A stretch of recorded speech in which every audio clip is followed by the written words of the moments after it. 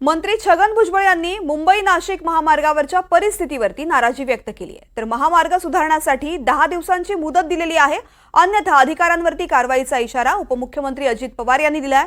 10 दिवसांमध्ये महामार्ग सुधारला नाही तर कारवाई केली जाण्याची शक्यता आहे।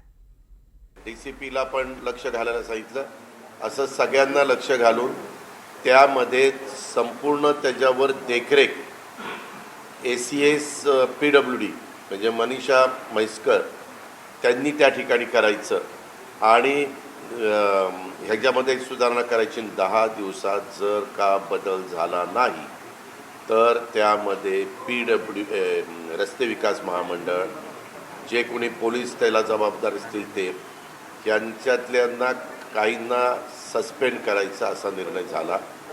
ड्रोन एक ठेवायचं ठरलंय।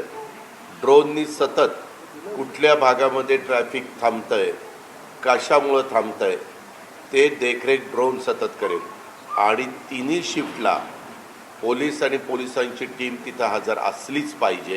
काय MSRTCकडे आहे भिवंडी बायपास, तोही असाच खरा, प्रचंड खरा, 8-10 तास लागतात।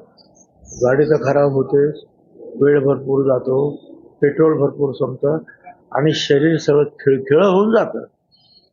एवढं सगळं आता मी मागे सुद्धा विधानसभेत सुद्धा बोललो।